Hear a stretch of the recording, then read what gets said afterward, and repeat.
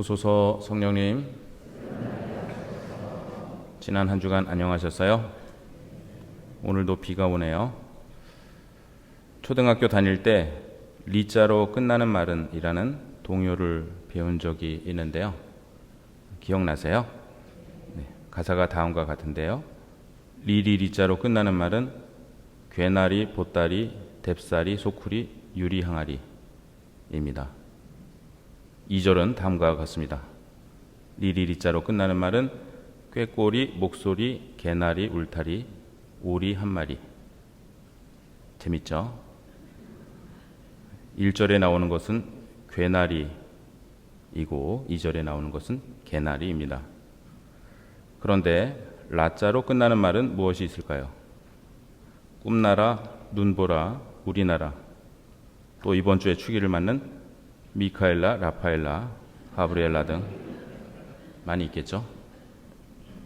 제가 왜 이 말씀을 드리는가 하면 오늘 복음에 라자로가 나와서 라자로 끝나는 단어는 뭐가 있을까 생각해 본 결과를 말씀드리는 것입니다.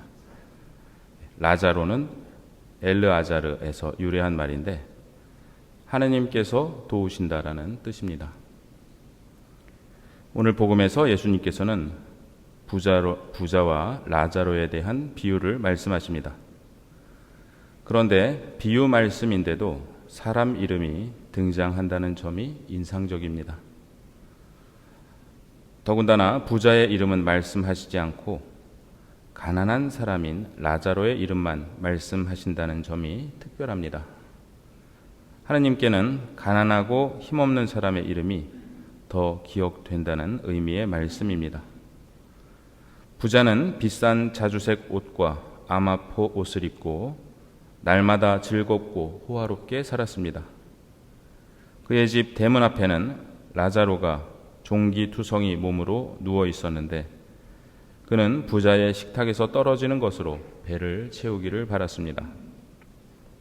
그런데 죽어서 부자가 저승에서 고통을 받으며 눈을 뜨니 아브라함과 그의 곁에 있는 라자로가 보였습니다. 그는 소리를 지릅니다. 아브라함 할아버지, 라자로를 보내시어 그 손가락 끝에 물을 찍어 제 혀를 식히게 해주십시오. 놀랍게도 부자는 라자로의 이름을 알고 있었습니다. 그런데도 그는 왜 생전에 라자로를 본체만 채 했을까요? 그것이 그가 저승에서 고통을 받고 있는 이유입니다. 그의 주변에 가난한 사람이 있었고 그것을 알고 있었지만 그는 관심을 두지 않았고 자신만 호의호식하며 살았습니다. 이 부자의 삶은 제1독서에서 아모스 예언자가 고발하고 있는 부자들의 삶과 비슷합니다. 아모스 예언자는 말합니다. 불행하여라 시온에서 걱정 없이 사는 자들, 사마리아 산에서 마음 놓고 사는 자들. 시온은 남유다인 예루살렘에 있는 산이고 사마리아 산은 북이스라엘에 있는 산입니다. 기원전 8세기 남북으로 갈라져 있던 이스라엘의 양쪽 왕국의 부자들을 향해 아모스는 가난한 이들을 외면하는 그들의 악을 고발합니다.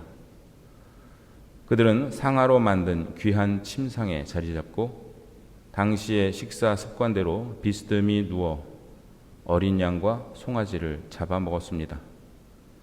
많은 이스라엘 백성은 1년에 3번 정도 고기를 먹었는데 가난한 사람들은 이마저도 먹기 어려웠습니다. 이 부자들의 잘못은 복음의 부자와 마찬가지로 가난한 사람들을 외면하고 자기들끼리 호의호식하며 살았다는 것입니다. 오늘 말씀은 이처럼 가난한 이의 고통을 못 본 채 하고 흥청망청 살아가는 부유한 이들의 잘못을 고발하고 있습니다. 그런데 오늘 제게는 라자로가 또 다른 상징으로 다가옵니다. 혹시 라자로는 오늘날 문명이 흥청망청 살며 파괴해버린 지구를 의미할 수도 있지 않을까요? 라틴어와 이탈리아어로 지구를 테라라고 하는데요. 맥주 상표와 같습니다만 테라도 라자로 끝나네요. 지구가 점점 황폐해가는 것을 못 본 채 하고 자주색 옷과 고운 아마포, 즉 더 좋은 옷을 사라는 광고에 눈과 마음을 빼앗기며 오늘은 송아지를 먹을까 양고기를 먹을까 고민하고 지구의 미래에 대한 고민은 후손들이 알아서 하겠지 하고 신경 쓰지 않는 부자가 혹시 오늘날 우리의 모습은 아닐까요? 스웨덴의 기후 행동가인 그레타 툰베리는 어렸을 때부터 기후 행동을 시작하며 기후 변화의 심각성을 알렸습니다. 기후 변화에 대해 공부할수록 절망감에 빠졌고 11살 때 우울증을 겪으며 아스퍼거 증후군과 강박 장애 및 선택적 한묵증이라는 진단을 받았습니다. 언론은 툰베리에 대해 청소년 기후 행동을 이끈 위대한 운동가라는 찬사를 하는가 하면 관심받고 싶어서 퍼포먼스를 하는 치기 어린 젊은이라는 혹평을 내놓기도 했습니다. 하지만 툰베리는 16살이던 2019년 뉴욕에서 열린 기후회의에 참석하기 위해 영국에서 미국까지 길이 18m의 태양광 요트를 타고 2주 동안 대서양을 횡단함으로써 세상을 놀라게 했습니다. 툰베리는 비행기가 탄소 배출의 주범이라며 비행기를 타지 않습니다. 그해 12월 남미 칠레에서 열릴 예정이었던 UN 기후변화협약 당사국 총회의 개최지가 시위로 인해 스페인으로 옮겨지자 툰베리는 미국에서 포르투갈까지 5,500km의 바닷길을 이번에는 길이 15m의 요트로 20일간 항해하였습니다.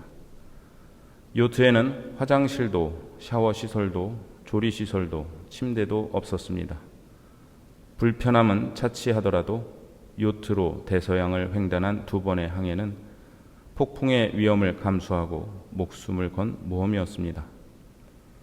오늘 복음에서 부자가 아브라함에게 제발 라자로를 제 아버지 집으로 보내주시어 라자로가 저의 5 형제에게 경고하여 그들만은 이 고통스러운 곳에 오지 않게 해주십시오 하고 청합니다. 그러나 아브라함은 그들에게는 모세와 예언자들이 있으니 그들의 말을 들어야 한다고 대답하며 그들이 모세와 예언자들의 말을 듣지 않으면 죽은 이들 가운데서 누가 다시 살아나도 믿지 않을 것이라고 말합니다. 부자에게 또 다른 기회가 없듯 우리가 지구를 망가뜨리면 또 다른 기회는 오지 않습니다. 이미 우리에게는 모세와 예언자의 말처럼 수많은 경고가 주어지고 있습니다. 올여름에 겪었던 폭염과 극한 호우가 바로 그 경고들입니다. 탄소 배출을 줄이는 법은 이미 많이 소개되어 있습니다. 우리 본당은 태양광 발전을 통해 탄소 중립을 선언한 교구 방침에 동참하고 있습니다만 근본적인 생태적 회심이 매일 매순간 필요합니다. 오늘부터 무엇을 하지 않겠다는 극단적 결심보다 생태 위기의 주범인 소비주의의 유혹을 거슬러 살기 위해 노력해야 하겠습니다. 더 많이, 더 좋은 것, 또 다른 것을 사려는 소비주의가 지구를 병들게 하고 우리를 병들게 합니다. 무심코 사용하는 일회용품 사용을 줄이고 에너지 사용을 줄이는 등 매일 매순간의 선택과 행동에서 지구를 사랑하는 마음을 실천으로 옮겨야 하겠습니다. 기후위기로 가장 고통을 겪는 사람들은 전 세계의 가난한 사람들이고 그분들이 오늘의 라자로입니다. 탄소 중립을 위해 노력하는 것과 가난한 사람에 대한 사랑은 분리될 수 없으며 아름다운 세상을 창조하신 하느님께 대한 사랑과도 분리될 수 없습니다.